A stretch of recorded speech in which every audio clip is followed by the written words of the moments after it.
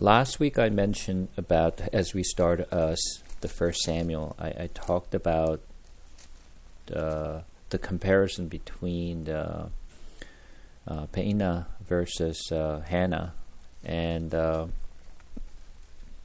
we looked at how Hannah was praying. I mentioned, praying is very important in our life, but at the same time, not just the mumbling, but trying to actually pour out our hearts to the Lord. That's what's really important.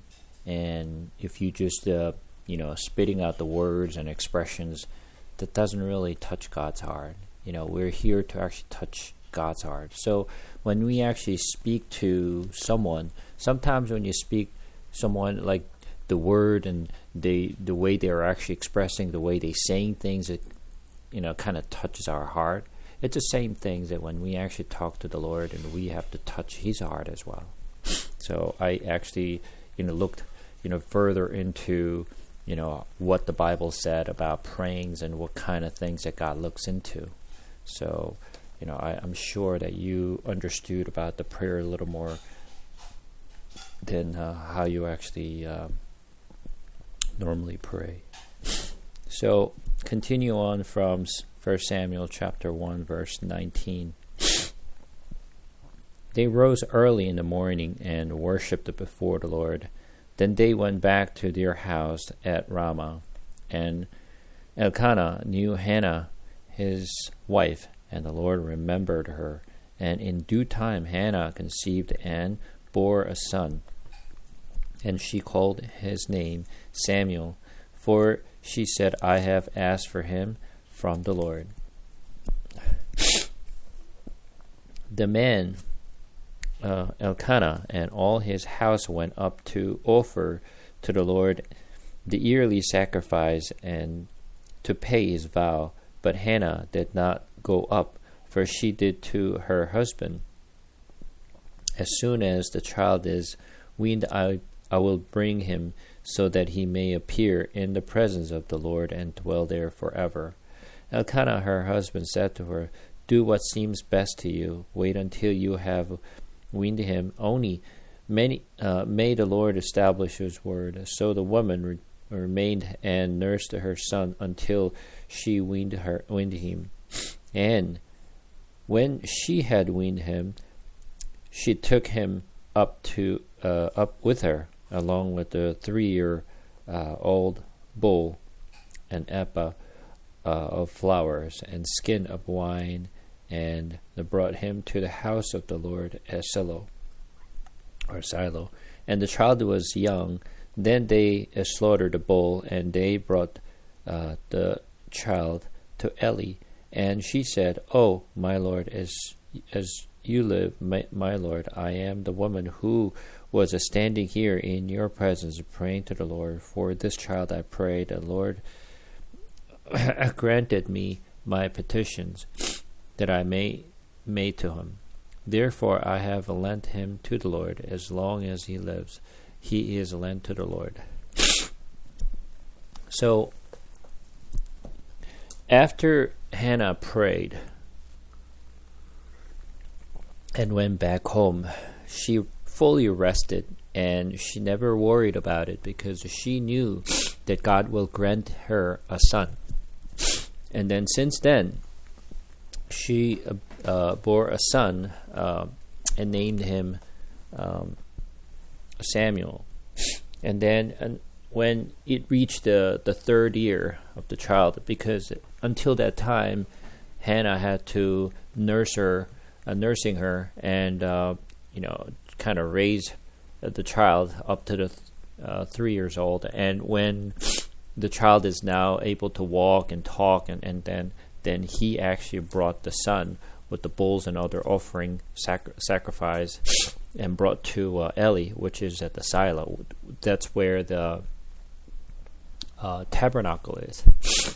So that's where the Eli, which is the priest, it was there. So he actually brought the son to Eli and explained to Eli, and she was the one who was standing before the Lord and prayed to the Lord, and God granted her a son. So now she is going to actually devote and dedicate Samuel's son, the first son, to the Lord. And as she actually gave the son to the Lord, and she starts to praise about the Lord, and when we actually read the chapter 2, and Hannah prayed and said, "My heart exult in the Lord. My horn is exalted in the Lord. My mouth deride my enemies, because I rejoice in your salvation." So she sees as a salvation. So when she actually came and prayed, and Lord gave her sons, and she saw it as a salvation. So, as I explained to you last week, that this is the Peninnah versus Hannah was it's a first and the second.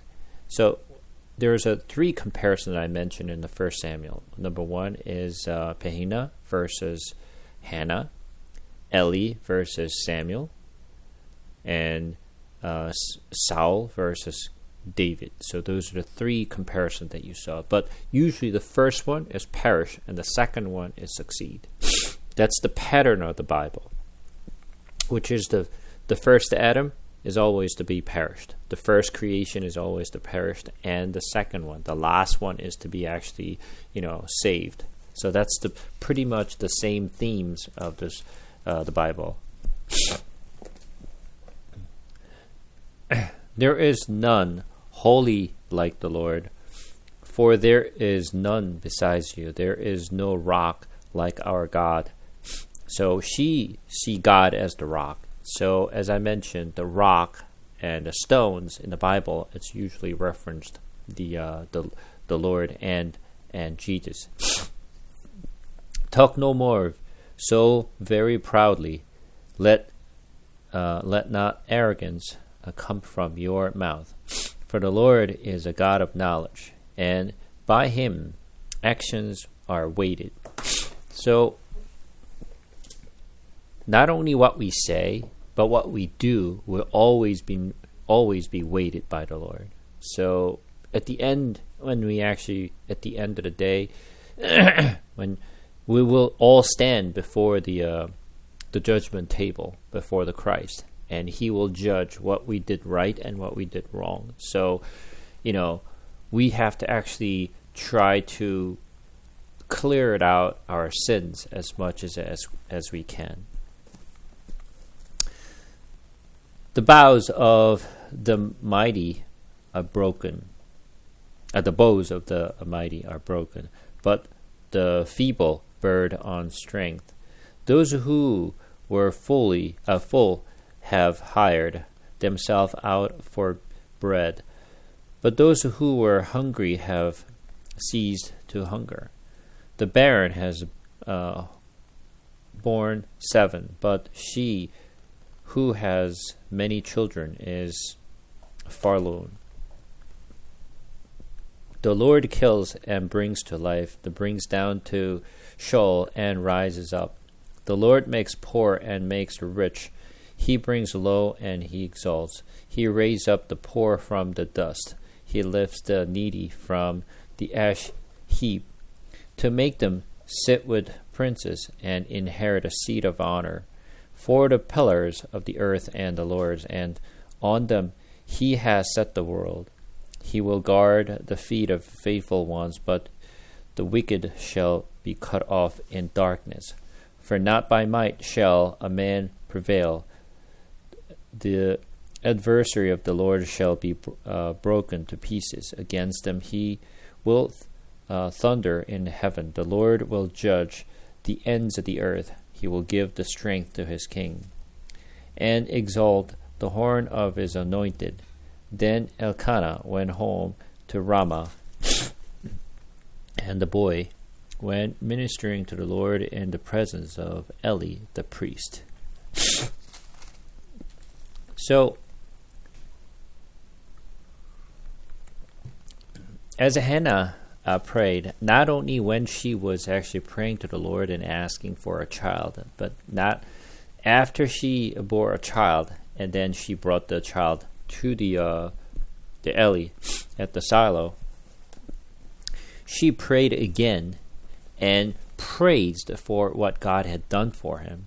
And as pointed here out in verse 4, the bows of the mighty are broken, but the feeble burn on strength. So across the board of the Bible, that actually talks about anyone who tries to live with their own strength and their might, they always fail.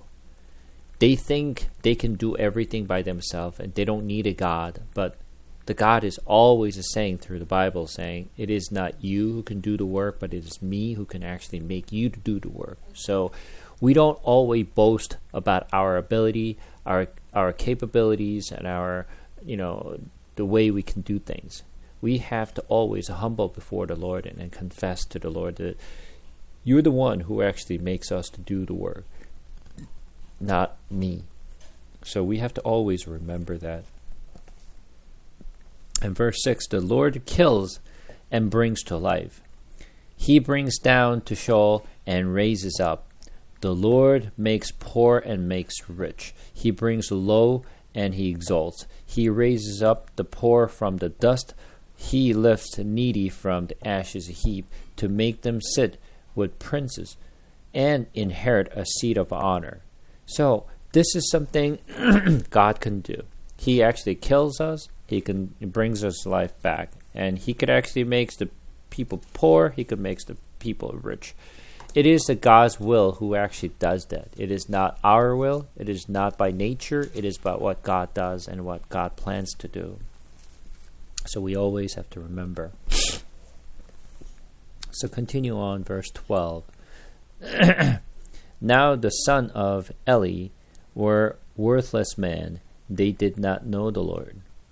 This is very important. The son of Eli were worthless men. They did not know the Lord. So how do we actually see things as worthless people? Who do we actually call the worthless people in our general sense?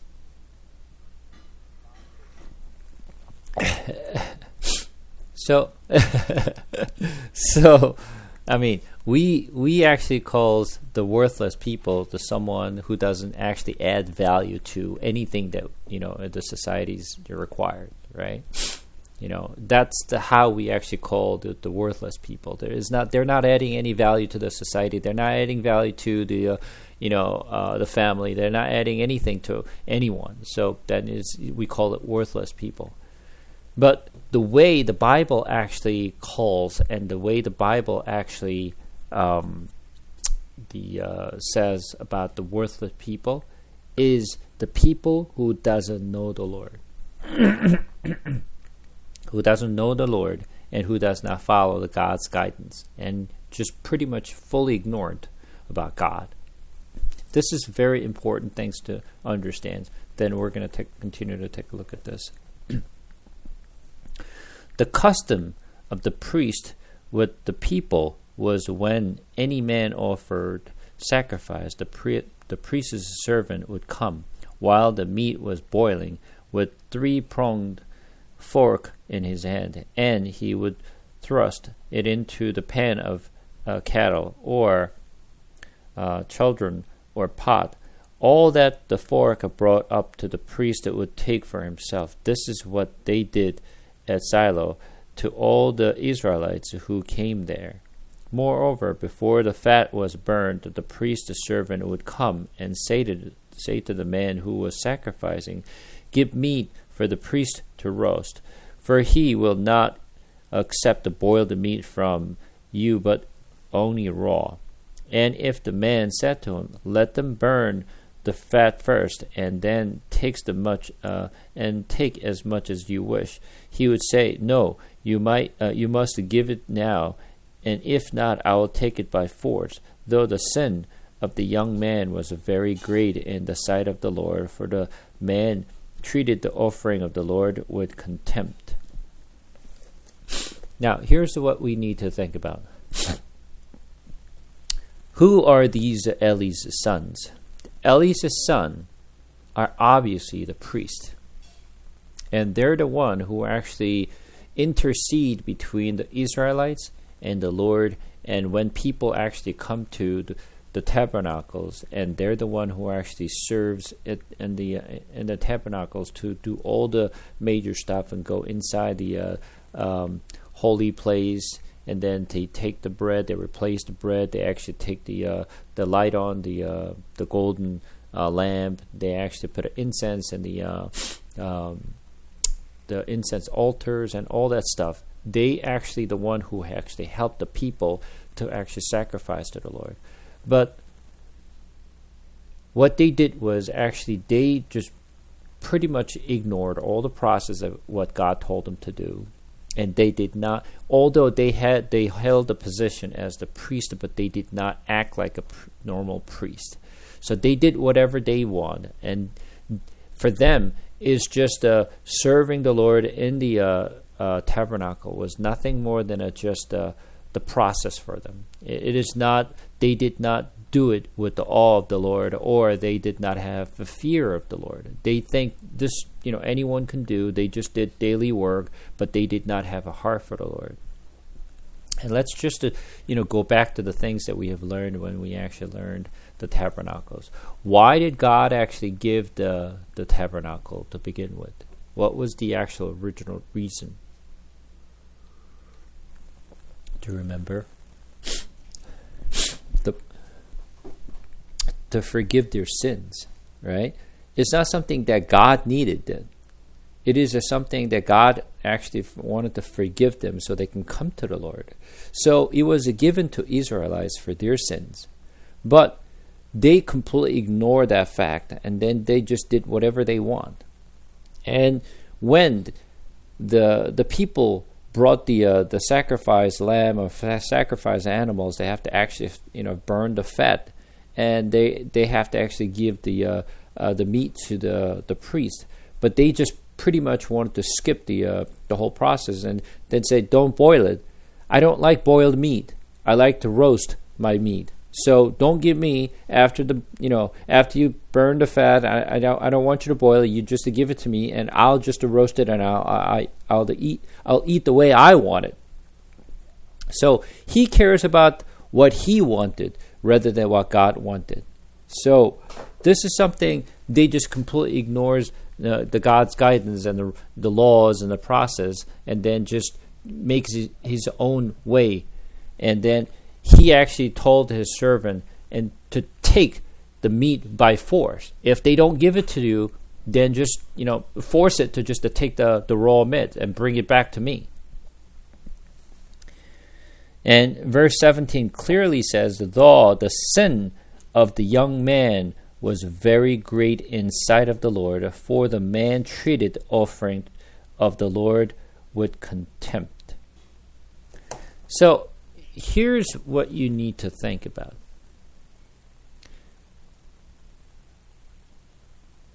It says, the man treated the offering of the Lord with contempt. Did they say anything to the Lord? Okay. So why is there contempt?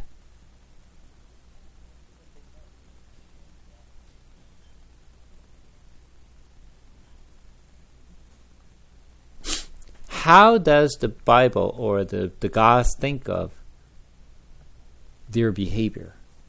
They just took the meat, right? They just took the meat and they just bypassed some of the rules and the law. So they did not follow the way God guided them to do.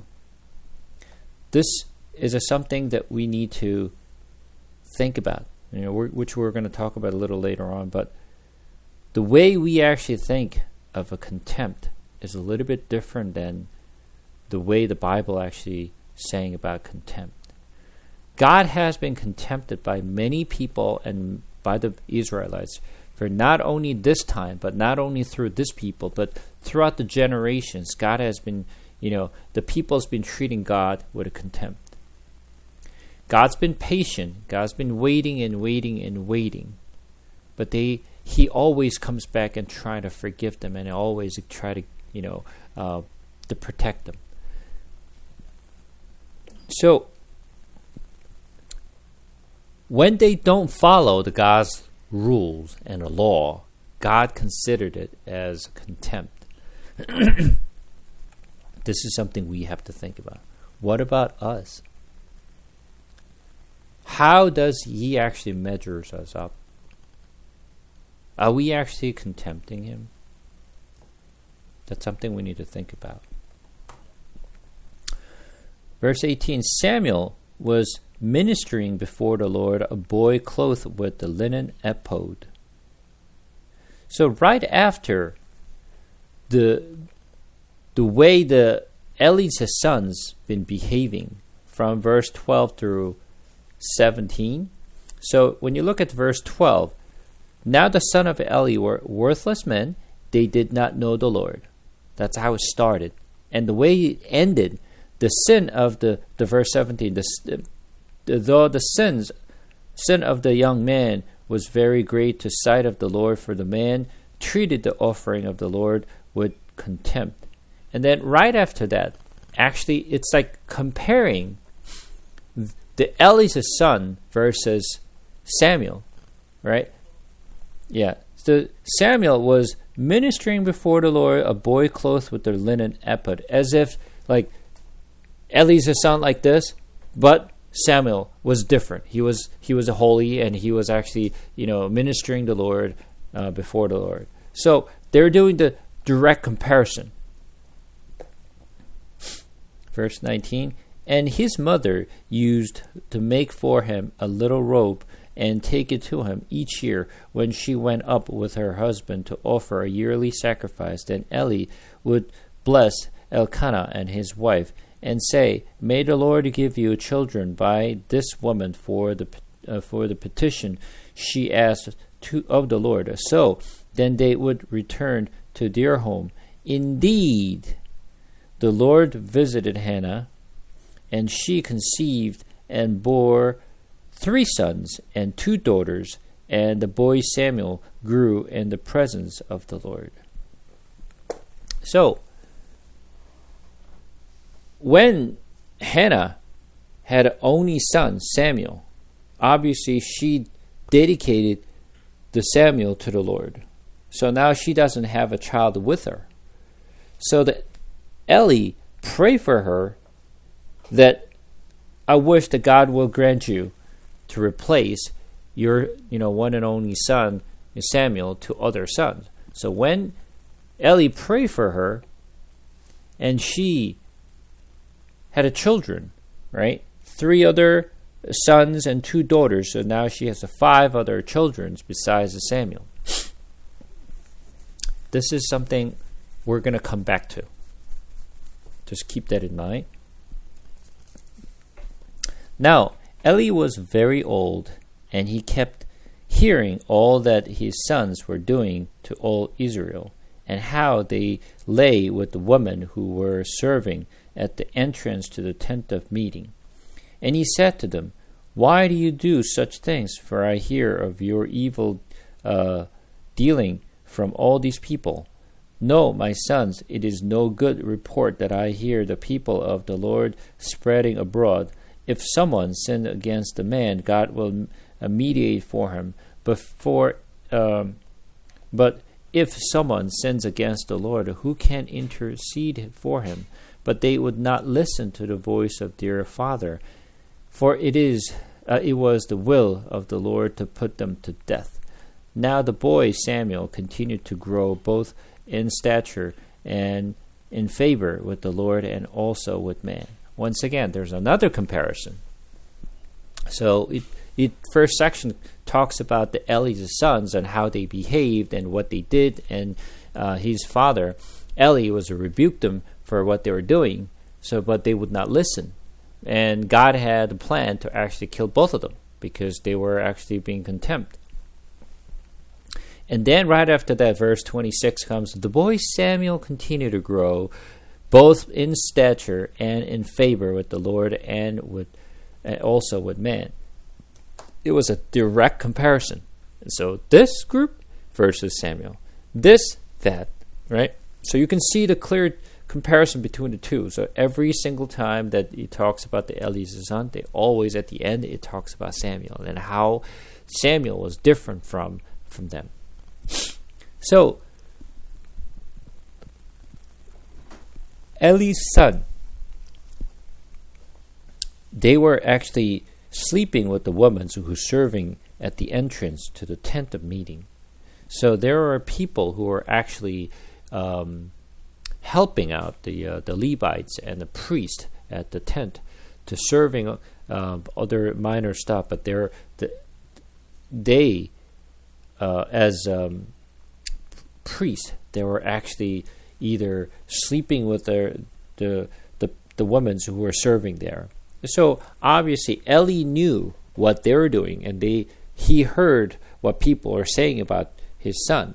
So he brought 2 sons and told them not to do it, but they would not listen. So it is a kind of difficult to talk about, since you guys are not married or have a child. Later on, one day you're going to marry to someone and you're going to have your own child, and then you will find it's going to be extremely difficult for your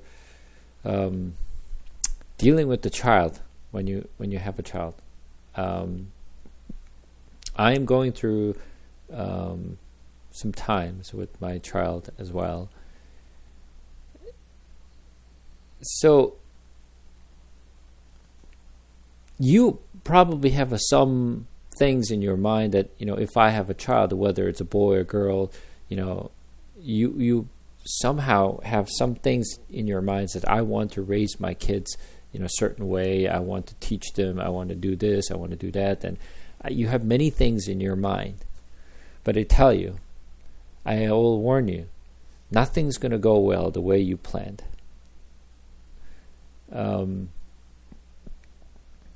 Because child is not you. They don't think like you. They don't act like you. But you're trying to, kind of maneuver them to the certain way you think, and you want to shape them or mold them. That's not how it works. You will have a lot of trouble raising kids, and you will have a lot of fight. You have a lot of frustrations. So it's kind of difficult to actually, to share this because, since you guys don't go through that period yet. But I've been going through this period for a long time. I have one teenager, and I have one kid in college, and it's been very, very challenging. It's very, very challenging. And it's as I actually raised my child, I learned a lot from them. And when they misbehave, when they don't listen, I actually see myself through them. So when they rebel against me, when they don't listen to me, they don't follow my instructions, I think of me as them, so I am the father and it is my child. So I see them as that's me doing to the Lord. So I actually have the reflections of myself through them when they don't listen to me. And then I have a feeling in my heart that says, like, why don't they listen to me? Right? So that when I actually see them, oh, this is how much I don't listen to the Lord. This is how much I don't actually follow the God's rules and His instructions. God told me to do so. And how much I'm hurting Him. The behaving this way, the talking this way, things of nature that I see. Oh, now I see how God feels about me. So when you have your child, you will actually feel it clearly. So this is why God gave us the family. The reason that we have a family is because within our family structures, we have, obviously, let's start it from you. Okay, if you're a man, you're married to a woman. So you will have a bride, right? So you have a relationship between you and your spouse. And then you will have a child, right? So you as a parent, and you have a child. And then you have a parent. So you have your parents. So you have a relationship between your spouse and your child and your parents. So you can put yourself in all their shoes as a spouse, as a child, as a parent. So you'll be in the situations, you can feel everything. So think about the relationship between the Lord and us. He is our Father, we're His children. So that's the relationship between you and your parents. Okay? And then you married, you have your own spouse. So then you can see how you and spouse behave. So us versus the Lord. It's marriage between the two. So you will see it. Okay? And now you have your children. So now you'll see that your children is misbehaving. So now you have a feelings of your parents and say, oh, then you realize, oh God, I have to do better. I have to actually talk better to my parents, because you will see the way that your children is behaving. So you have the feelings of the Lord. As a parent, as a child, as a spouse, you have a full feelings of the Lord. This is why God gave us the family, to know Him better, to feel better, right? So this is why people should marry, to actually learn. If you really want to know the God's heart, you have to get married. Then you will know, and you will see how God feels when we behave a certain way. And Eli was actually in the same boat. He wanted to warn his sons, but they were not listening, because they just don't listen. Not because they're worthless people, but usually the kids don't listen to their parent very well. So, I mean, think about yourself. When you were growing up, I don't know about you. Were you actually always obedient to your parents and listen to everything what they said?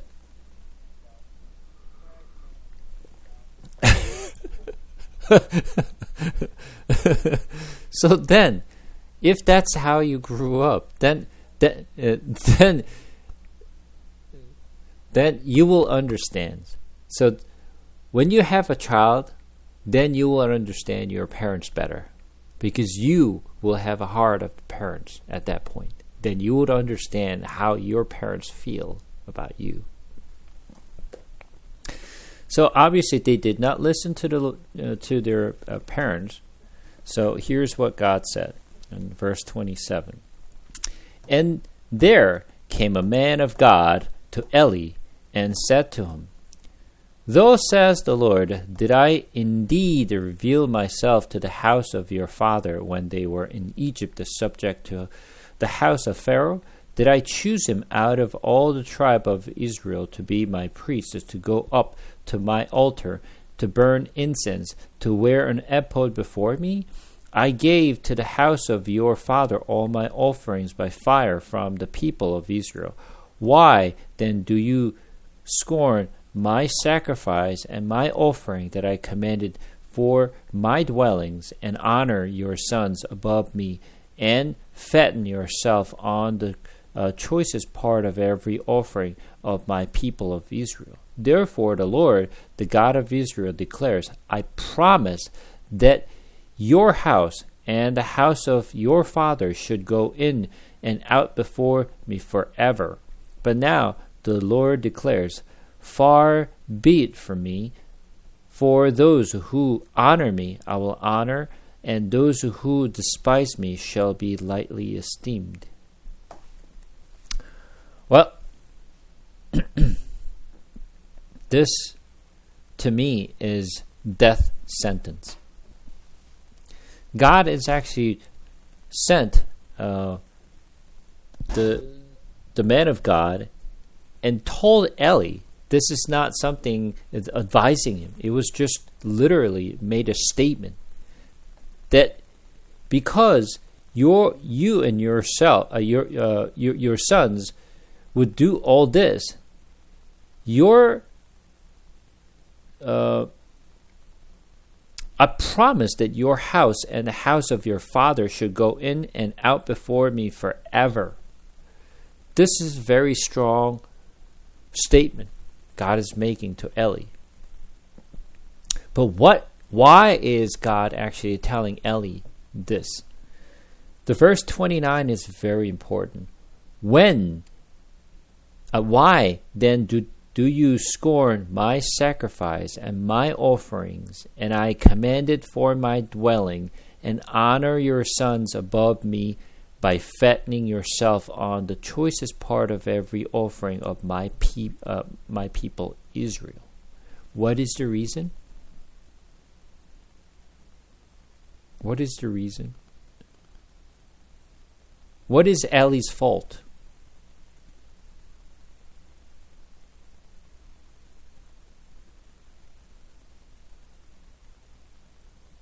According to this, verse 29, what is Eli's problem?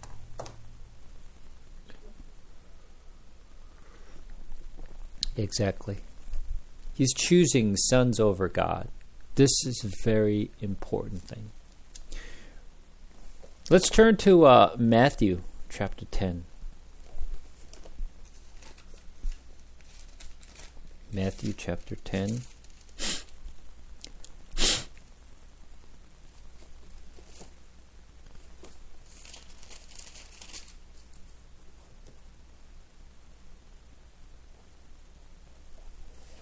Matthew chapter 10, we're going to read from verse 37.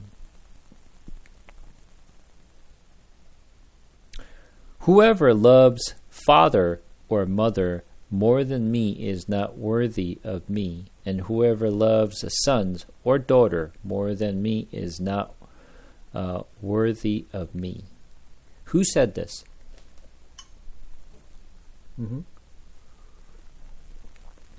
So God, not only in Old Testament, says, why do you actually care? Why do you actually love your son more than me? To Eli, the priest.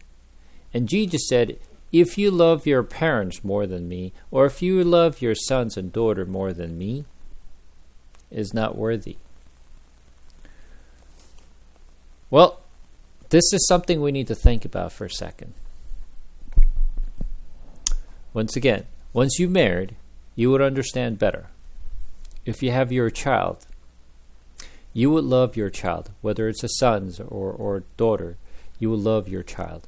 I mean, I want you to think about it from your parents' perspective. Does your parents love you? So, they care for you, right? They took care of you they raised you from youth. So, your parents truly love you. Now, even though they love you, of course they cannot do anything. They feed you, they clothe you, they actually provide you with the shelters that you can actually live in. They provide everything that they could possibly provide it to you. But unfortunately, you don't always live up to their expectations. Not only that, you want certain way, your parents want a certain way. So sometimes you have a conflict with your parents, right? Because of the differences in the way you think versus way your parents think. Now, still, you sometimes, rebel against your parents, and sometimes you have the conflict with your parents, but it always recover. It's always recover. They still love you, one way or another. Even though, you have a little fight over, certain matters, but your parents still love you. And you love your parents as well. But you will always have some sort of a trouble with your parents. Now, I want my children to behave a certain way. I want my children to believe in Jesus Christ. I want my children to go to heaven. There are many things that I wish my children do. But they don't listen. They just don't do it the way I told them to do. They just don't behave the way I told them to behave. I expect certain things, but they don't do it that way. Now, I want you to think about this. When we go to heaven, you may actually see your family members, whether your brothers or sisters or your parents, grandparents, whoever they are. If you go to heavens, you will see them if they actually come to heaven as well, right? What do you think if you see them in heaven?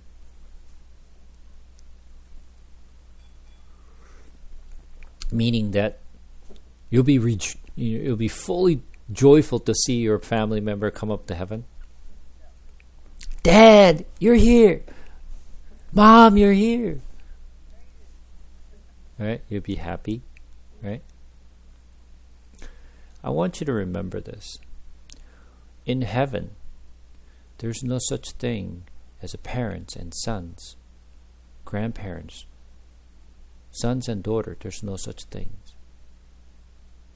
There is no the family relationship in heaven.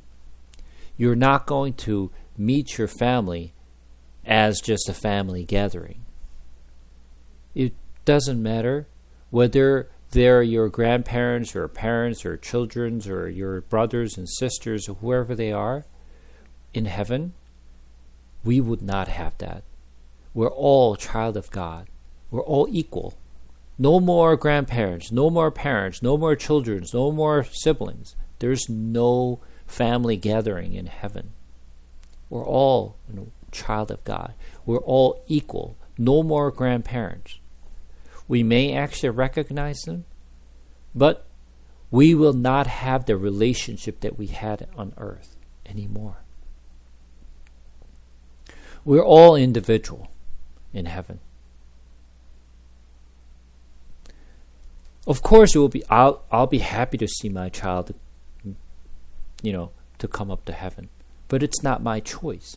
I will do everything that I can possibly do to make sure they believe in Jesus Christ, but something I cannot force them.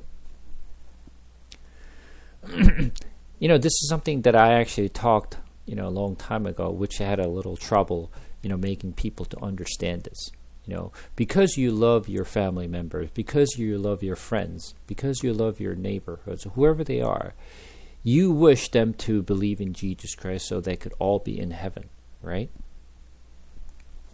So we've been praying, oh, please pray for my parents. Please pray for my child. Please pray for my friend. We ask people to pray for them so they believe in Jesus Christ. Does that work? Unfortunately, it does not work, right?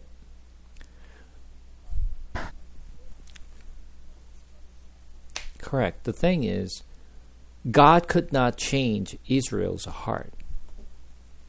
Neither Jesus weren't able to change the Israelites' heart either. So if they cannot change, if they cannot change, and why are we praying to the Lord to have God or the Lord to change their heart? What are we thinking?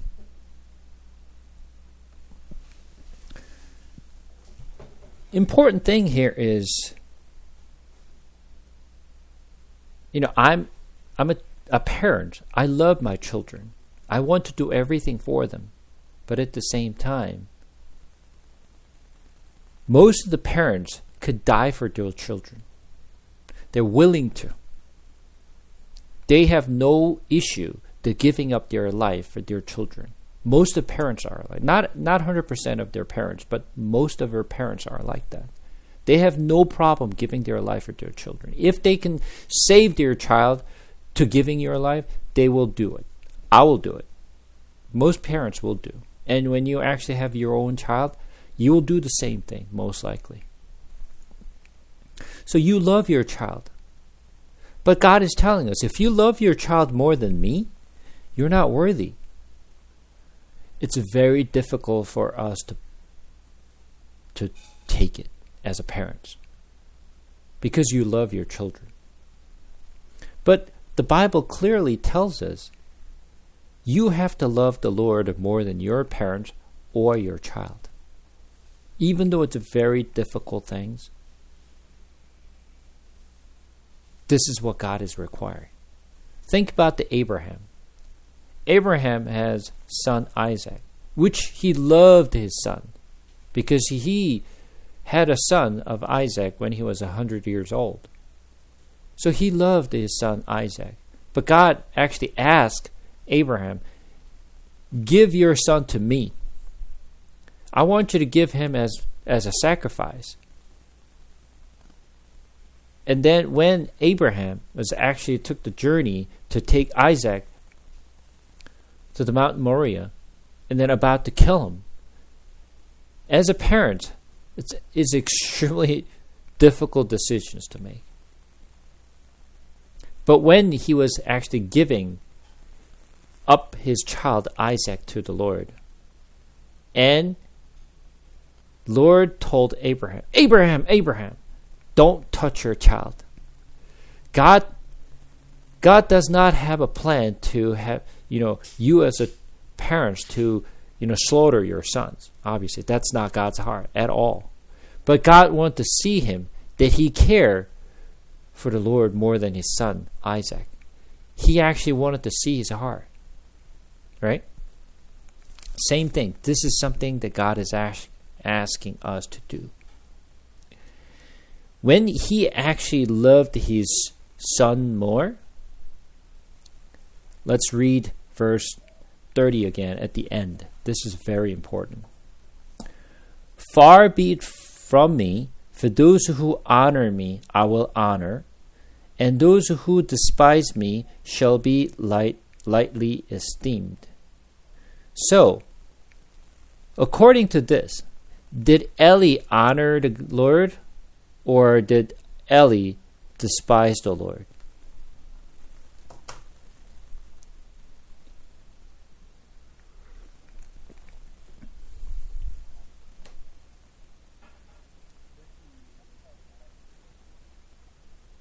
Did Eli honor the Lord, or did Eli despise the Lord? How did he despise the Lord?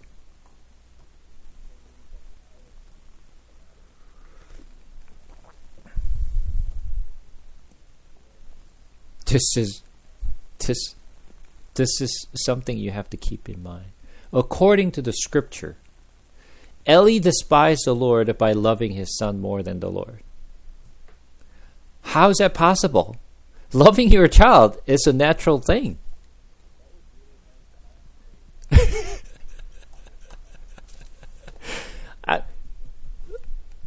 So the thing is, it's a very difficult thing to accept for us, right? That goes back to the same story that I just mentioned, Abraham. Abraham loved his son more than anything, right? This is why God asked Abraham to give up his son, Isaac. And when he did that, obviously, he only wanted to see his heart, not to kill his son, Isaac. The killing Isaac was not the God's plan at all. God wants to know your heart, Abraham's heart.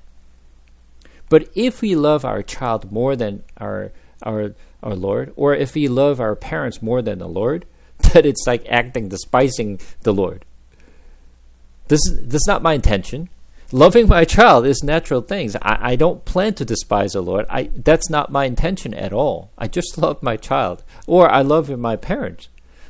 I'm not trying to despise the Lord, but if you love your parents, if you love your child more than the Lord, that is acting as you're actually despising the Lord. That's how God treats us. It's a very difficult thing to accept, but that's how it is in the Bible. It's not something that I'm making up. This is what God said. So let's take a look at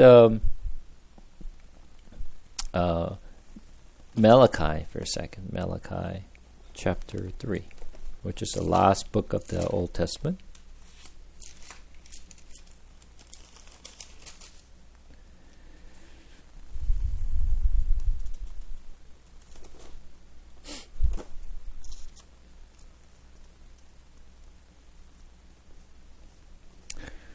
Malachi chapter 3, we're going to read verse 16.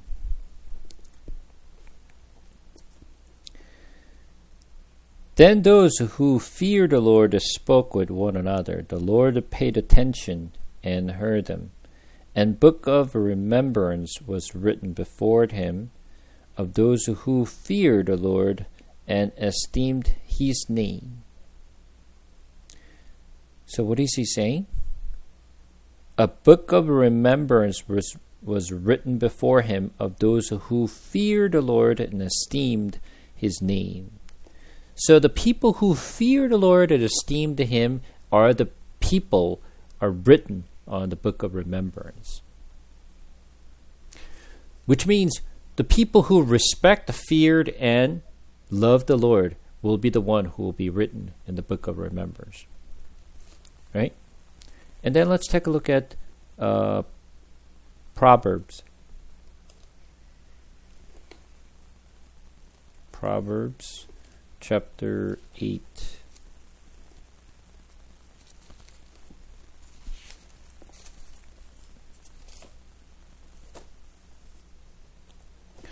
Proverbs chapter 8, verse 17. I love those who love me, and those who seek me diligently find me. Who finds the Lord?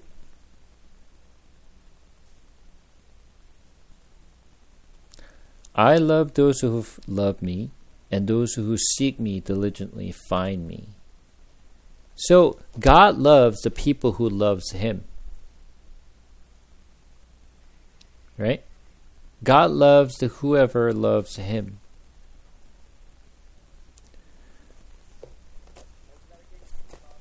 Chapter 8, verse 17.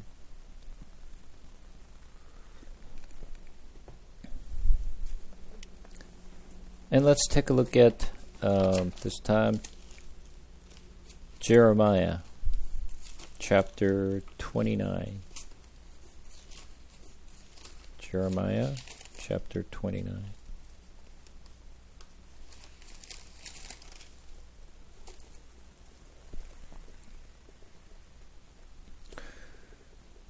You will seek me and find me when you seek me with all your heart. Who's going to find?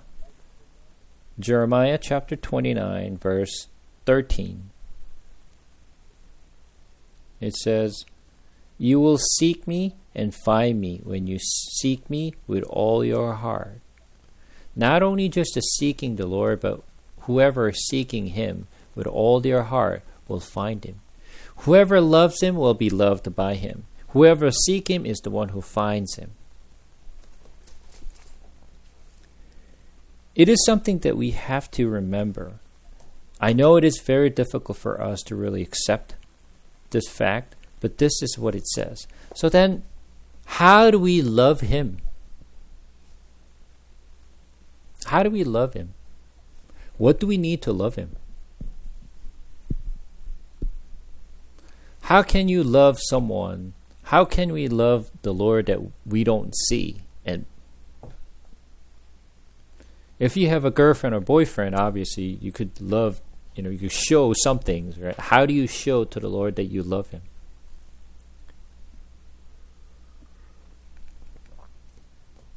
Seeking him. Okay, so how do you seek him? You get to know him. So how do you get to know him?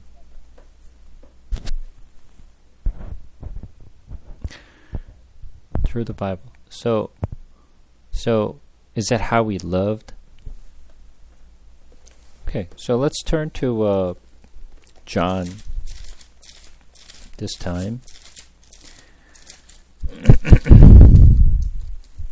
John chapter 14. Let's start with 14. John chapter 14.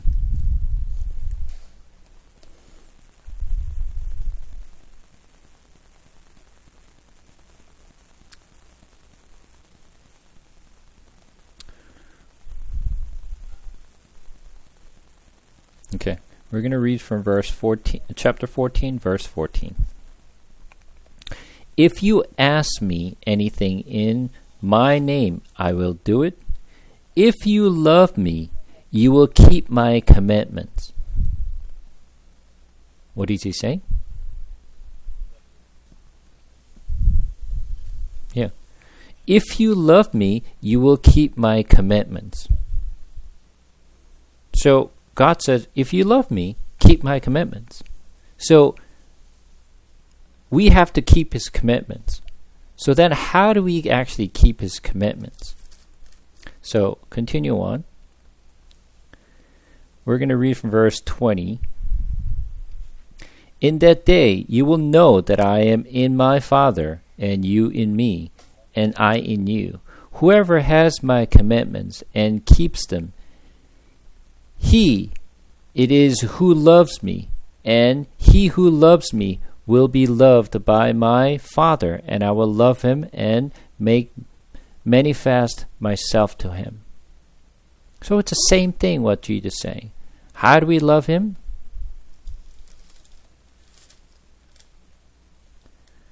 To keep his commitment. Right? Now, the most famous chapters that we've been talking about for all along, chapter 15. John chapter 15. We're going to read verse 10.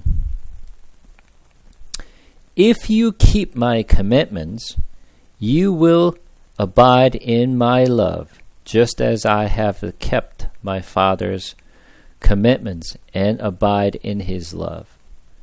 This is very, very important. Let's read it again.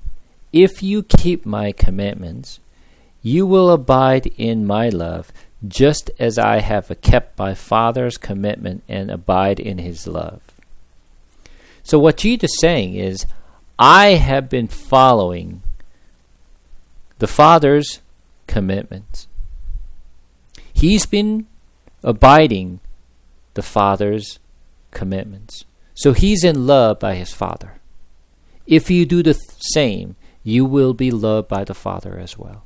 So the question is, how do we keep the commitments? And what commitment is he talking about? What is he talking about then? Which one? So how do we love him?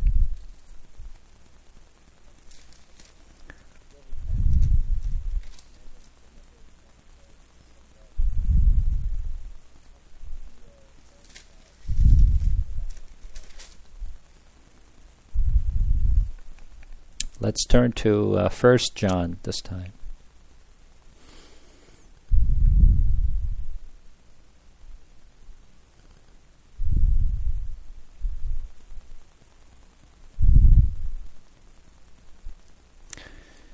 First John chapter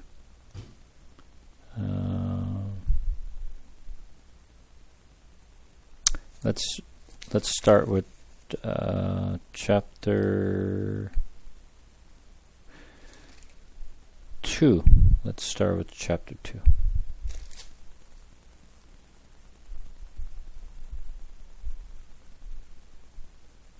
We're going to read from verse 5.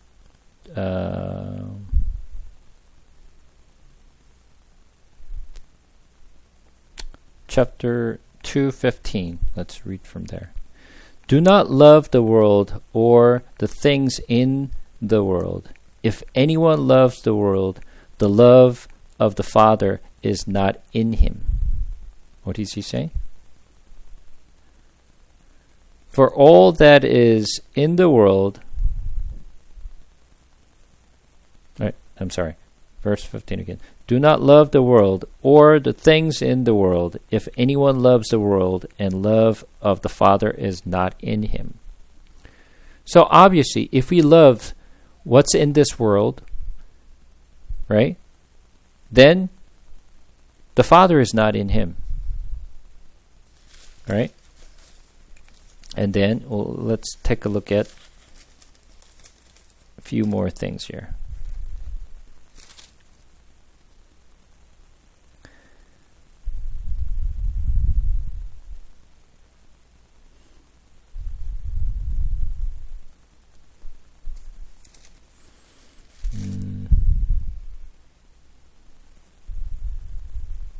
Let's read from chapter 3.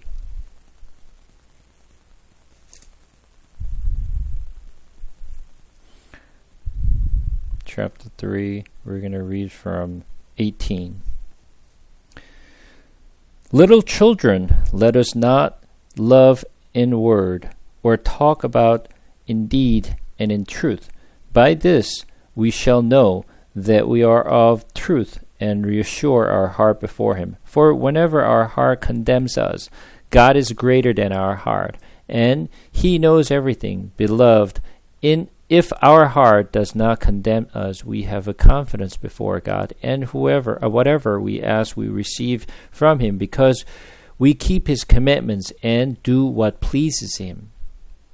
And this is his commandments, that we believe in the name of his Son Jesus Christ and love one another, just as he commanded us. Whoever keeps his commandments abides in God, and in God in him. And by this we know that he abides in us, by the Spirit whom he has given us.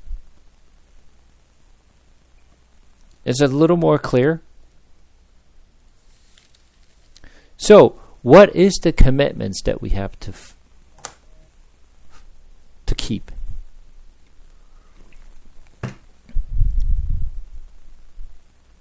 What is the commitments that we have to keep?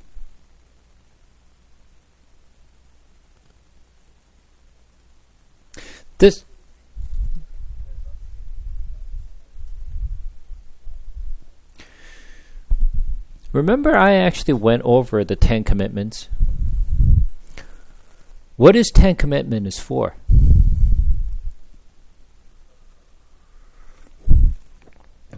Very true, very true. But if you sum up the 10 Commandments, what did I say? If you sum it up, the 10 Commandments, what would you say?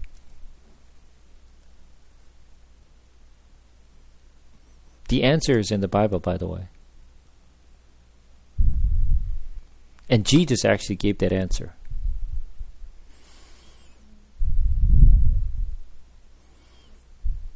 He said, love your... No, before that. Love your Lord with all your heart, with all your soul, with all your mind, and love your neighbor as yourself. So how do you actually keep the commitments? Correct, but at the same time we have to love him. You love your Lord with all your heart, with all your soul, with all your mind first, and then you love your neighbor as yourself. What comes first is you love your Lord with all your heart, with all your soul, with all your mind first. That's the first thing. And the second thing is what's in this world, which is love your neighbor as yourself. So God's love comes first. What Jesus said, I actually kept the commitment. What does that mean? He loved his Father. He loved his Father. To keep his commitments. That's the first step. And the second step is to love everything in this world. You love your parents, you love your child, you love your friends, you love your neighbors. You love what's in this world. That comes after.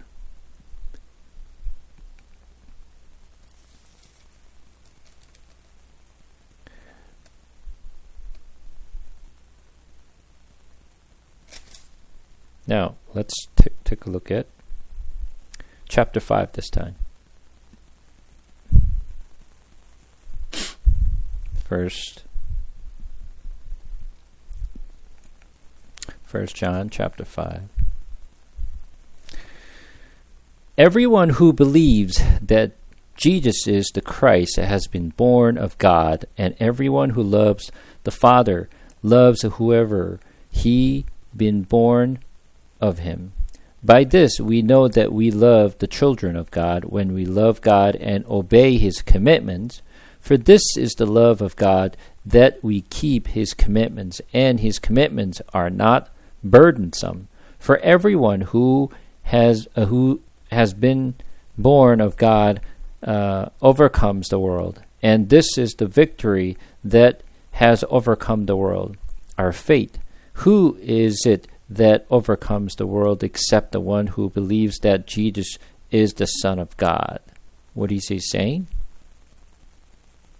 Verse 3, once again. For this is the love of God, that we keep his commitments, and his commitments are not burdensome. So he said it's not burdensome. So what is the actually love? And when we go back to chapter 14, what did he say? John chapter 14. Correct. So the keeping the commitment is nothing more than just the keeping the 10 commandments, or not doing something that we have to do. Love the Lord is what God is requiring from us. That's how we show to keep his commitments. To love him. The love as a father is the keeping the commitments. So then, Ellie's examples. He loved his son more than me is what? Not keeping the commitments. Do you understand the relationship and how I'm trying to explain what is Ellie's fault? So we have to love the Lord first, and that's how the commitments are written. The 10 commandments, and the very first part of the 10 commandment is to love your Lord with all your heart, with all your soul, with all your mind. That is the most important things. And after that, and then you love everything else. So what is the 5th commitment of the 10 commandments? Let's go back to 10 commandments.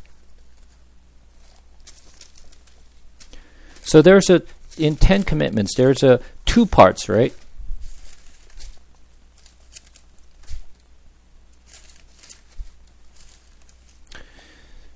Exodus chapter 20.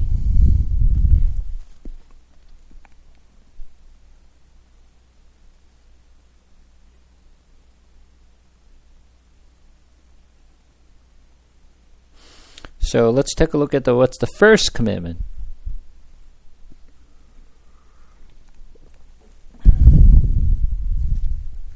What's the first commandment?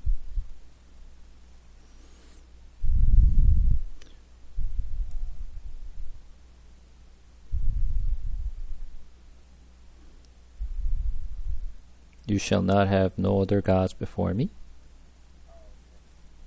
Right?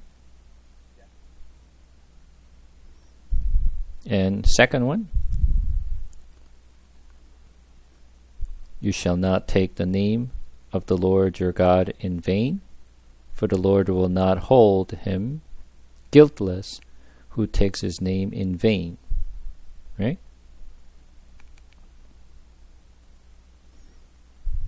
Oh, actually, before that, there's another one, right? You shall not make for yourself a carved image, right? Or any likeness of anything that is in heaven and above. That's the second one. And the third one is you shall not take name of the Lord your God in vain, right? And fourth, to keep the Sabbath, right? And then, what's next? Okay. So there's the 2 parts in the 10 commandments. First part is about the Lord. And there is a Sabbath in the middle. And after the Sabbath, what comes first is love your parents. Right? Love your father and mother. That's the first commitment against a man. Right? So, there's a first part, which is the Lord first, and then, as worldly things, we have to love our mother and father. That's the first commitment against a man. So there's a first part is to love your Lord first, and then love your neighbor as second. Eli's fault was love his children more than the Lord, which is not keeping the commitments. God is teaching us to keep his commitments, not following 10 commitments. 10 commitment is, as you pointed out, is actually showing us that we cannot do anything. Right? There's nothing we can really keep his commitments. Any one of those 10 commitments we fail, we failed the whole thing. Right? So God told us not only we cannot keep ourselves the 10 commitments, but at the same time, 10 commitment is not just telling us to do this. This is what the Pharisees and all the Israelites did, just following the 10 commandments. They themselves call it, I kept all my commandments. I kept all my law. But no, you didn't. You didn't do anything.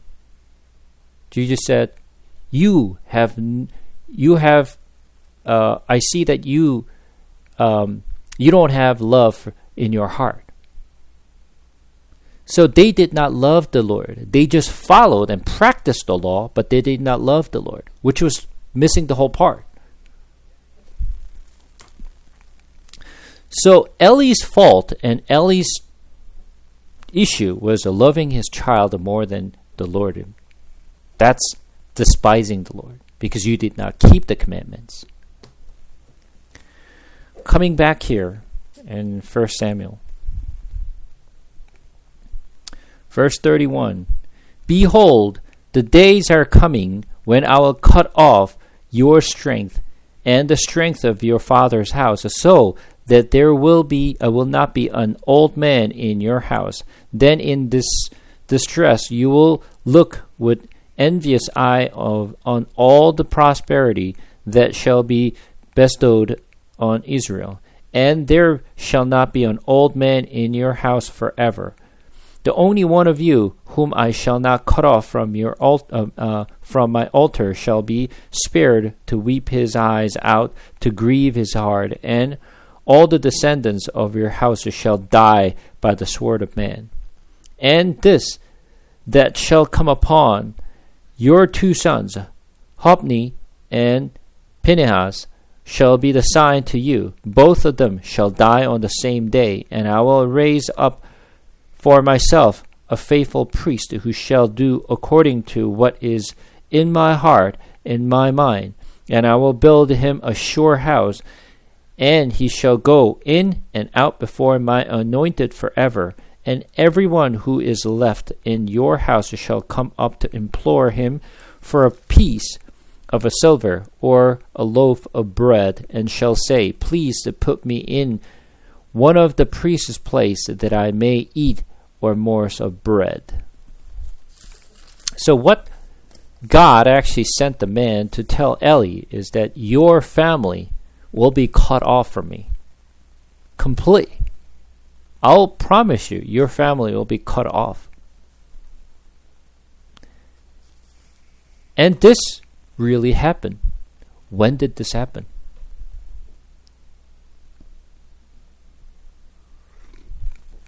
This promise that God made to Eli finally happened.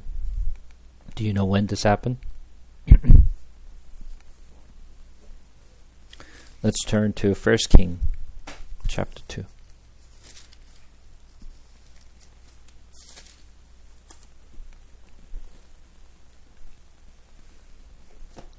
1 King chapter 2.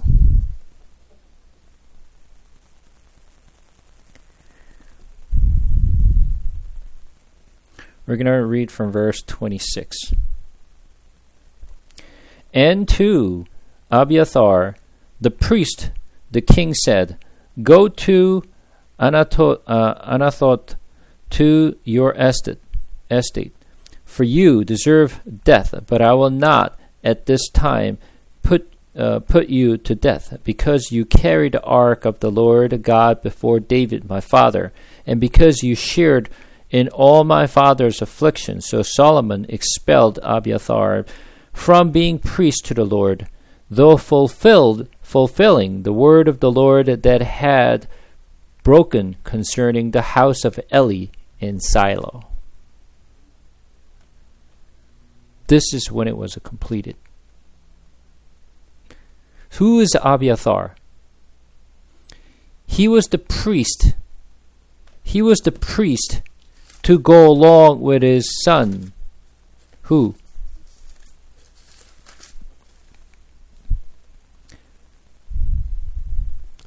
Adonijah. Adonijah wanted to become a king before Solomon. Right? And he proclaimed as a king. But he was not the anointed one by King David. And Abiathar was one of the priests who was on the side of Adonijah, not with Solomon. And he was eventually removed. Anyone who was with Adonijah was completely removed. And whoever was with Solomon is the one who actually kept their position. And Abiathar was the one who actually stayed and organized all these rebellions with Adonijah, which is Solomon's brother. And then he was removed as a priest to keep the promise that God made to Eli, which is like way later on. But his promise was kept. Obviously, Eli did not see it. But that promise God made to Eli was fulfilled.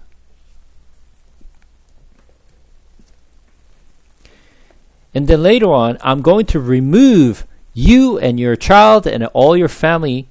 And then, what did he say in verse 35? Important things. And I will raise up for myself a faithful priest, who shall do according to what is in my heart and in my mind, and I will build him a sure house, and he shall go in and out before my anointed forever. Who is this? No. Samuel does not become a priest. Samuel was a prophet.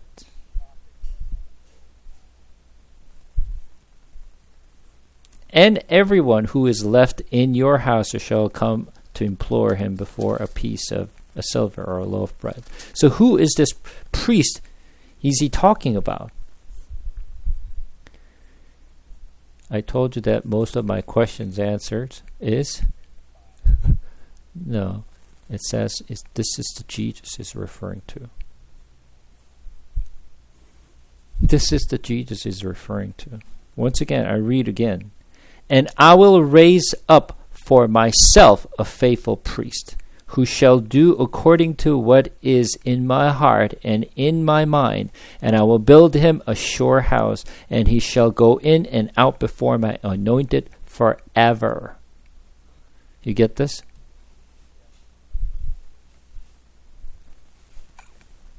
Not the man priest, but the last priest.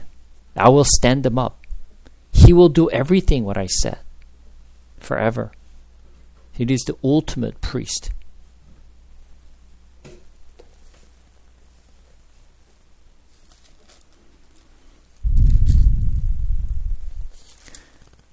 And then later on,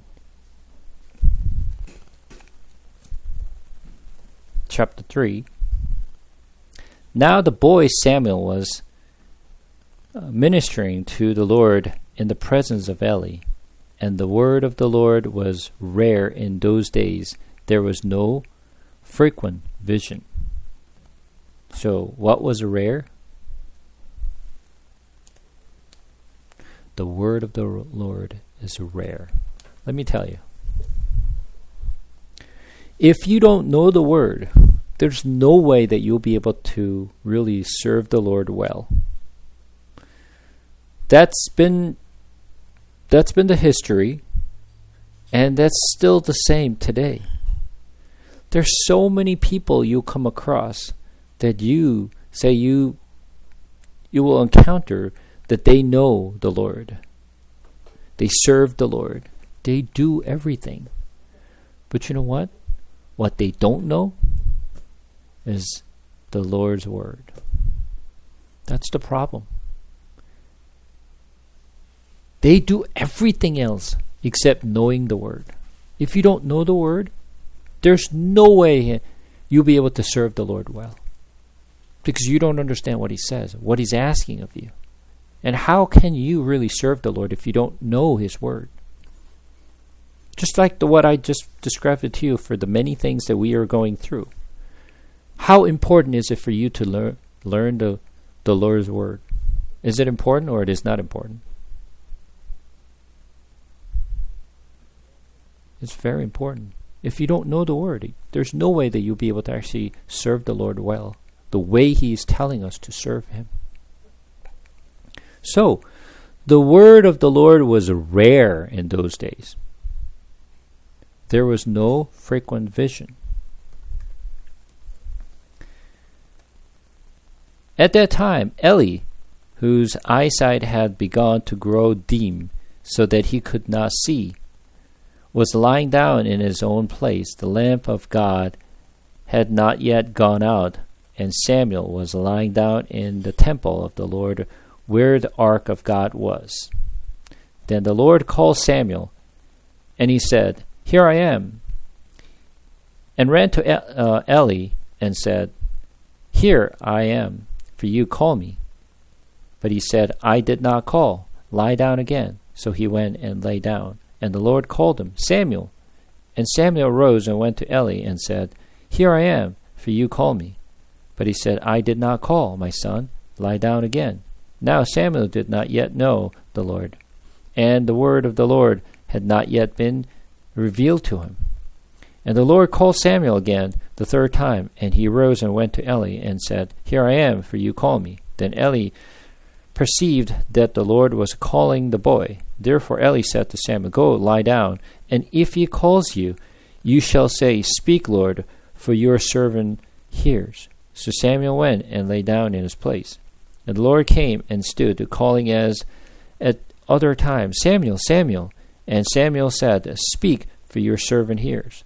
Then the Lord said to Samuel, "Behold, I am about to do a thing in Israel at which the 2 ears of everyone who hears it will tingle, so that I will fulfill against Eli all that I have spoken concerning his house from beginning to end. And I declare to him that I am about to punish his house forever for the iniquity that he knew, because his sons were blaspheming God, and he did not refrain them.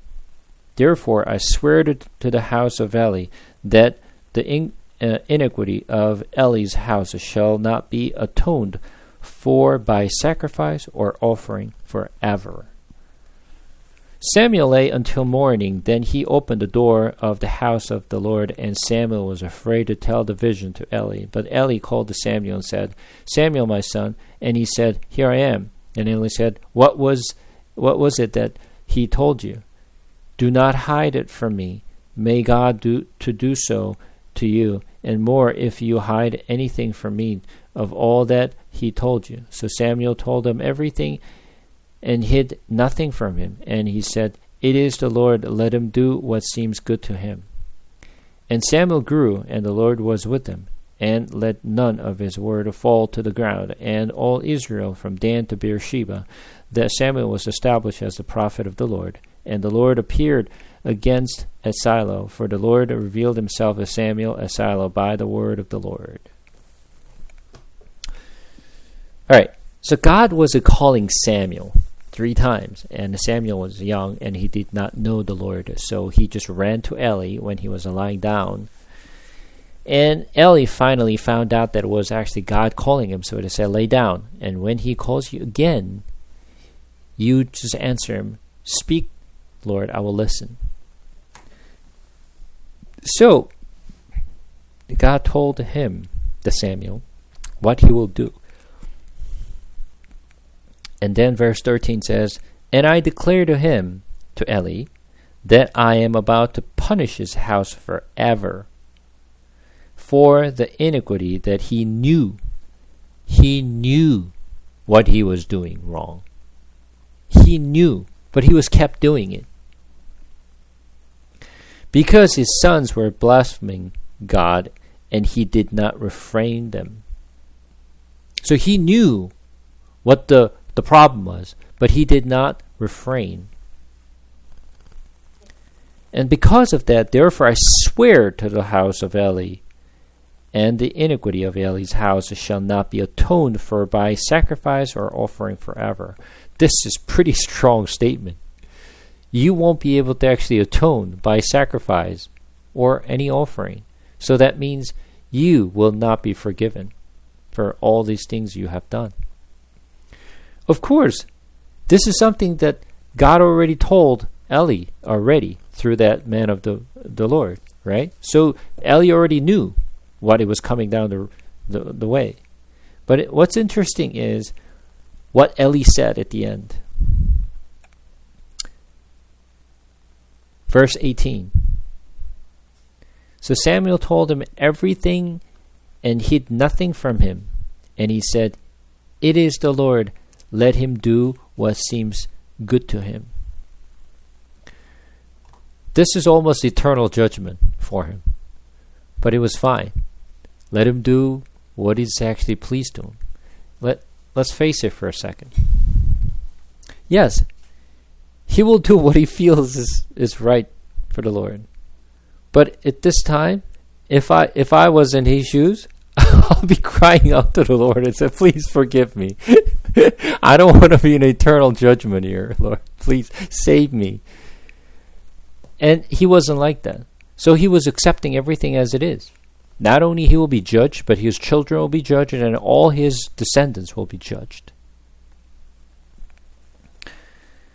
Important things.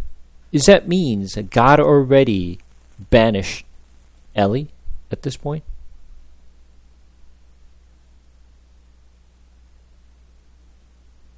Is God actually abandoned Eli?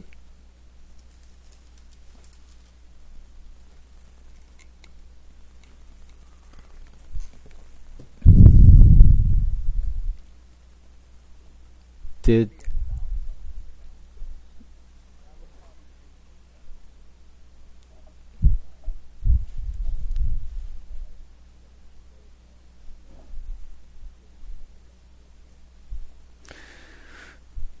this is very important things that I said we're going to come back to this again before. What did I say I'm going to come back?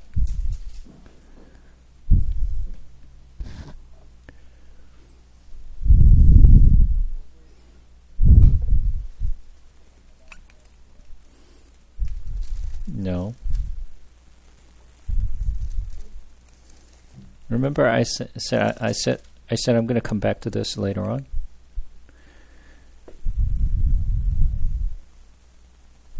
No, it's chapter 2, verse 20 and 21.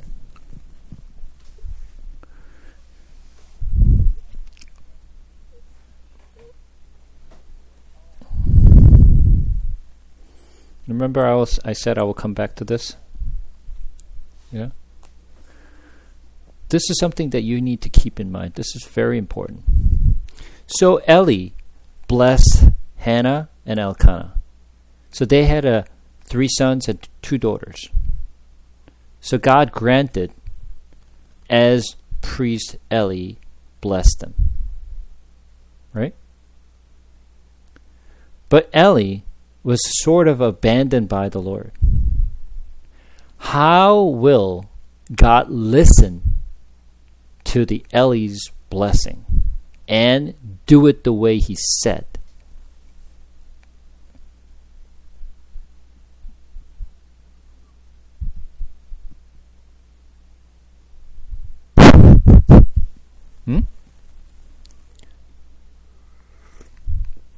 God listened to his blessing, right? And granted the way he said it, right?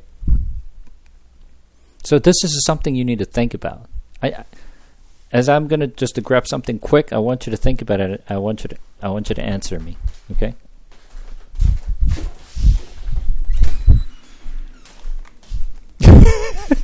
That's why I said to think about it.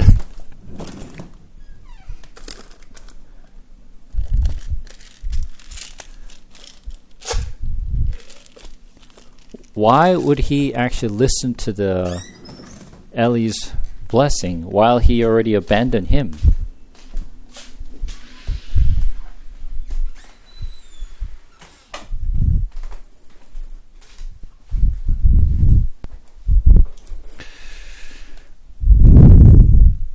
Okay.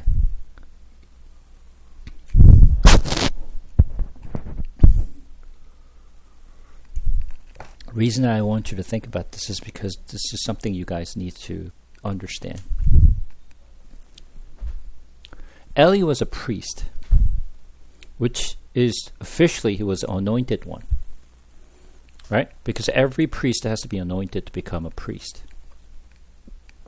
Even though Eli was abandoned by God, the Lord listened to Eli's blessing and did exactly the way he blessed Hannah and Elkanah.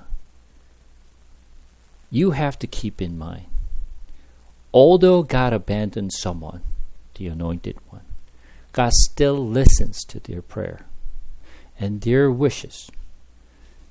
However, just because their wishes or the prayer got answered does not mean he was the blessed one.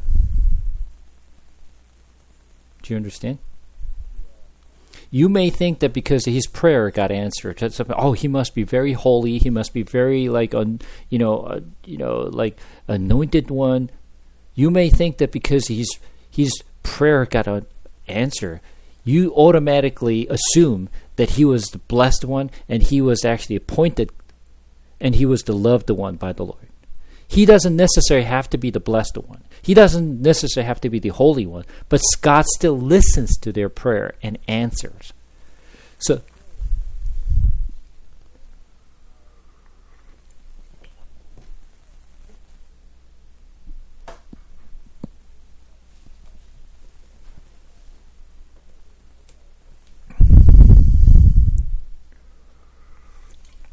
eventually we'll get to that one too, yeah? That's correct. So for us, eventually, let's think about it from today's world, right? We assume that someone's prayed and their prayer got answered the way they prayed. Oh, he must be the holy one. No, it doesn't necessarily that way. Do you see the point that I'm trying to say here? Yeah. So God still listens to the prayer, and God still grants those. But that doesn't equate to them is truly loved the Lord or loved by the Lord.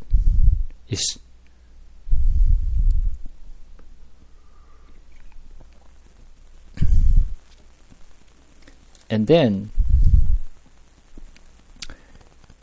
you see the Eli or the Eli. Do you know his name? Meaning of his name. Eli. What do you think is his name meaning? Father?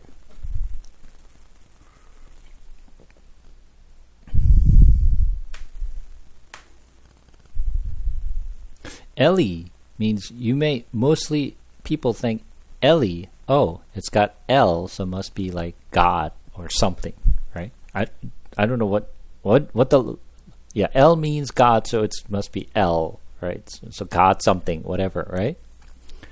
His name is actually not L in the way we actually call the Lord. This Eli means actually it came from Allah. Allah means actually ascension. It's it's high, is height and going up, right? Eli means is that. And he's got 2 sons. What's his name?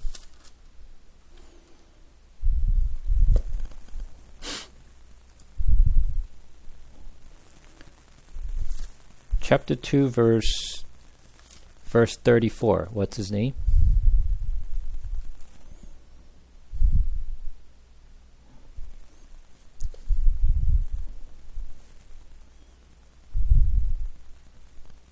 What's first son's name?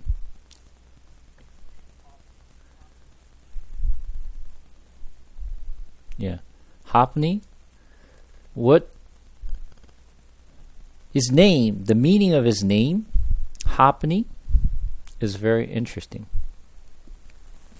Hophni is like, there's 2 words combined. It's interesting.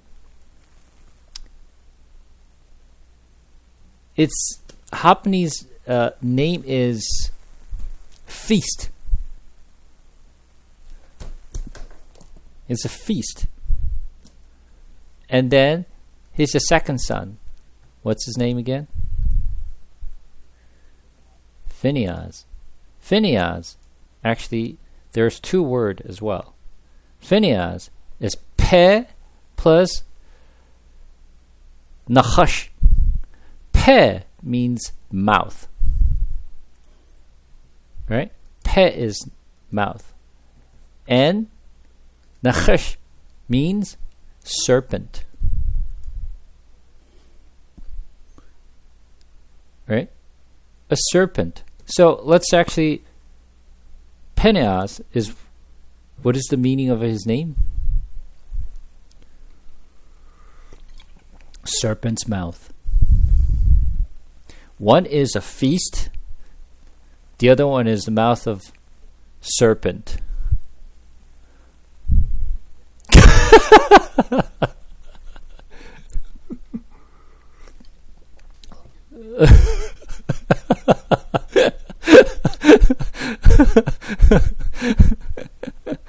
And starting from Eli, right? His name is going up. He's putting himself high.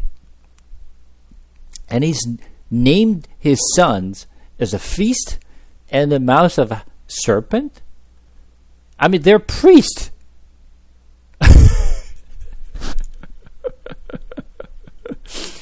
They truly lived the way they're named. Right? I mean, obviously, just by looking at their name, it looked like they're going to fail in their life. So the one was living with their feast. I mean, remember when they're trying to actually take the raw meat, is that if they don't give you by, they just take it by force. Like it must be the first one, right? The Hophni's, right? The second one was talk like a serpent. Obviously, the whole family failed.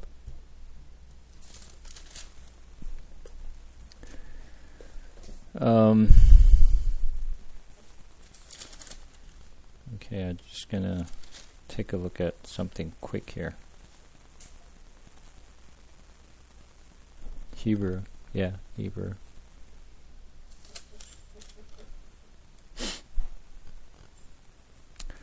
Chapter 4, although we won't be able to finish all, but let's just do something, the first part of the chapter 4. And the word of Samuel came to all Israel. Now Israel went out to battle against the Philistines. They encamped at Ebenezer. And the Philistine encamped at Aphek. The Philistine drew up in line against Israel, and when the battle spread, Israel was defeated before the Philistine, who killed about 4,000 men on the field of battle. And when the people came to the camp, and the elders of Israel said, "Why has the Lord defeated us today before the Philistines? Let us bring the ark of the covenant of the Lord here from Shiloh, that it may come among us and save us from the power of our enemies. So the people sent to Shiloh and brought from there the ark of the covenant of the Lord of hosts, who is enthroned on the cherubim, and the two sons of Eli, Hophni and Phinehas, were there with the ark of the covenant of God. As soon as the ark of the covenant of the Lord came into the camp, all Israel gave mighty shout, so that the earth resounded. And when the Philistine heard the noise of the shouting, they said, "What does this great sound of shouting in the camp of the Hebrews mean?"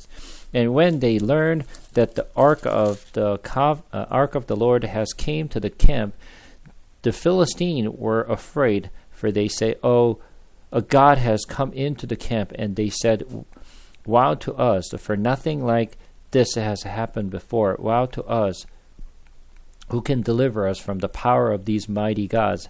These are the gods who struck the Egyptians with every sort of plague in the wilderness. Take courage, and be men, O Philistines, lest you become slave to the Hebrew as they have been to you. Be men and fight." So Philistine fought, and Israel was defeated, and they fled, every man to his home. And there was a very great slaughter, for 30,000 foot soldiers of Israel fell. And the ark of God was captured, and the two sons of Eli, Hophni and Phinehas, died. This is a very, very, very, very, very, very important.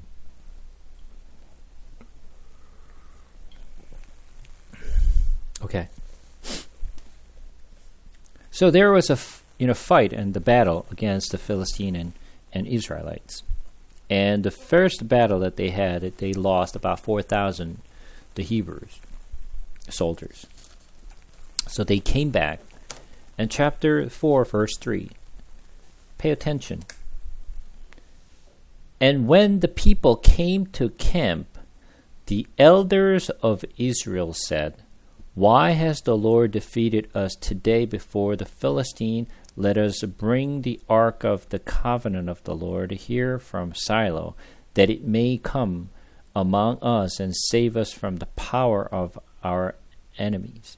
This is a very, very important thing for you to remember. Who is saying this? Elders of the Israelites says. And what did he say here? So let's bring the Ark of Covenant, right? And then it may come along us and save us from the power of our enemies. What is it? The ark of the covenant. Keep this in mind. This tabernacle has not been moved since they actually came to Canaan. Tabernacle was kept moving in the wilderness because they have to keep moving, right? But once they're actually in Canaan, the tabernacle never had to move. So who can see the Ark of Covenant? Who can see the Ark of Covenant?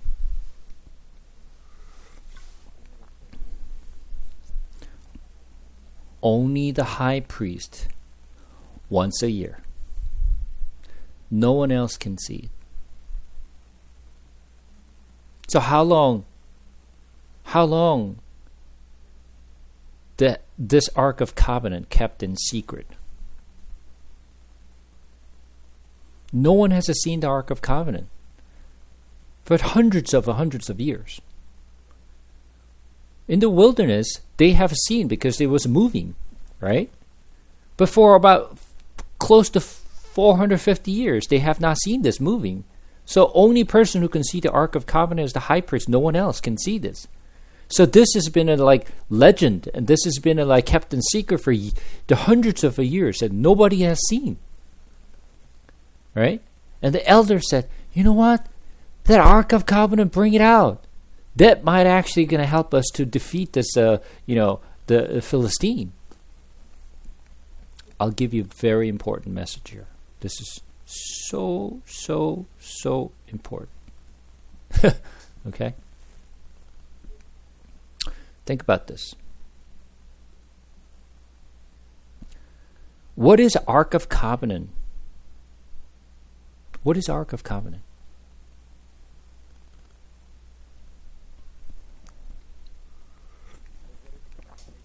No. What is the meaning of the Ark of Covenant? The presence of the Lord. That's where God actually, reside, and that's where they atone the sin of, the Israelites' sins, right? For them, this became a god. Ark of Covenant itself became God. Do you understand? For them, if we can bring this out, as if they're actually bringing out God. Do you understand? The Ark of Covenant is where the presence of the Lord, but Ark of Covenant itself, it is not God. But they see this Ark of Covenant as a God. So if we can bring this God out, then we'll be able to defeat the Philistine.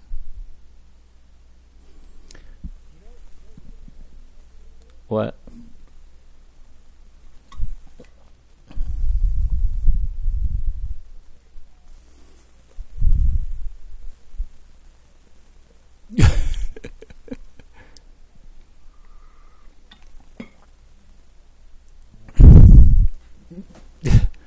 So, I just want to give you a very important message.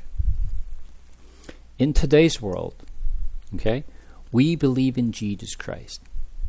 We believe in Jesus Christ. Anyone who comes to church, they all believe in Jesus Christ. Right? But what's important? The Jesus Christ they believed. What is this Jesus Christ they believe in? Meaning, today's world, Jesus Christ became an idol. They have set themselves an idol called Jesus. They named this idol called Jesus, and they have perception of this Jesus, of how they wish or how they want to see themselves as just Jesus to be look like or to perform like. Remember I mentioned that what's in our mind when we think of Jesus, when we visualize the image of a Jesus, what comes to our mind? We are already brainwashed with the blonde and blue eyes with the white and good-looking guy. That's the kind of image of Jesus that we have kind of already engraved in our head, right? So, something like that. We actually have our image of Jesus that we wish that if this is Jesus, this is what he will do. We set image of God in our mind and we worship that Jesus. We praise to that Jesus. We actually pray to that Jesus, which is different from what is written in the Bible. They have their own perceptions of Jesus, what Jesus would do, what he's like. Do you understand what I'm saying? They have their own image of Jesus and they actually worship this. Just like they're actually worshiping this Ark of Covenant. They think that this Ark of Covenant will, if I bring this out, we'll be able to defeat the Philistine. You know what's funny? God never interfered. God never appeared to them and said, hold on. No, you're not supposed to take this Ark of Covenant. Don't do it. God never said. He just pretty much didn't want to say anything. Let them bring out the Ark of Covenant. Let them actually just do whatever they want, and then let them go to the war. God never stopped anything. God let them do everything what they think is right. God never stopped them. This is a critical part. What kind of Jesus are you worshiping? The Jesus that you worship and praise and pray, is that the real Jesus that is written in the Bible? Or are you worshiping and praising and praying to Jesus that is not in the Bible, but that you made up your own mind of Jesus, that you named it Jesus? Which Jesus do you worshiping?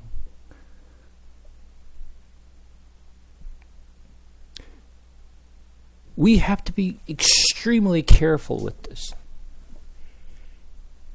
They can deviate from the real core of the belief. What we need to truly serve, what we need to truly worship, is that the Ark of Covenant, or is it the Lord who is in the presence of Ark of Covenant? Which one? For them, the elder and Hophni and Phinehas was thinking that God is Ark of Covenant. So as soon as we bring this, not only the elders and the priest, but the entire Israelites making the big sound. They're making, wow! The Philistine heard, they're shouting. Everybody's praising about this Ark of Covenant as soon as, now we're going to defeat them. We're going to just, beat the hell out of them. But that wasn't the case. The first time they lost the 4,000 people, and second time when they brought the Ark of Covenant, what happened? How many people died?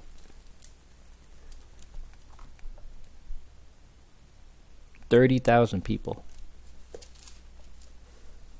They lost more. And then they actually lost Ark of Covenant.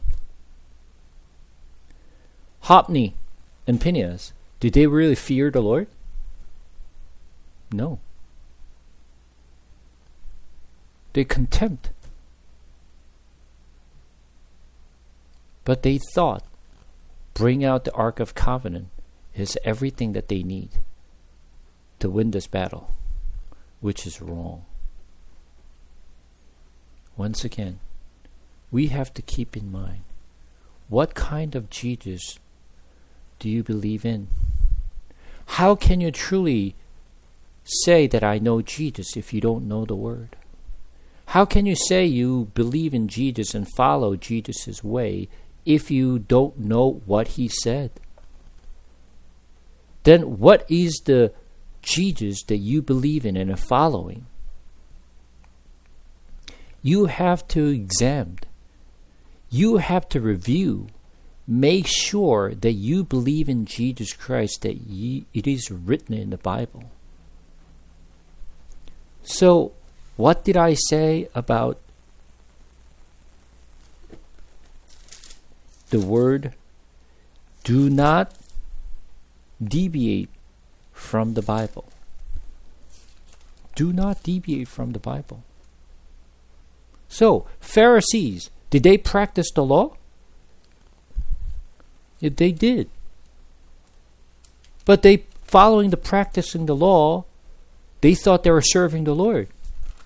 But Jesus said, no, you don't know anything. I don't know you.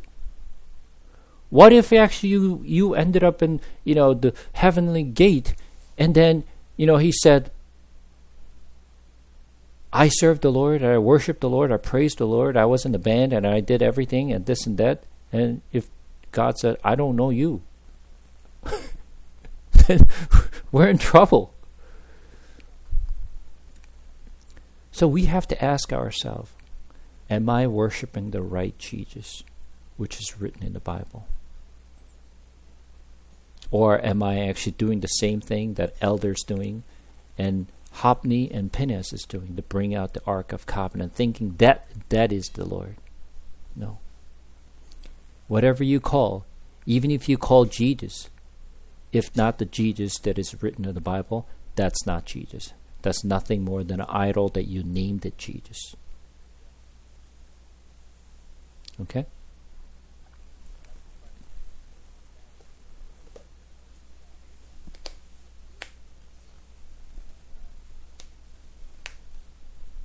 Yeah.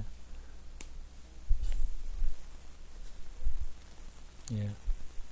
So we're going to continue on the story later on to to cover more, but up to this point for today. Any questions about the stuff that we talked about today?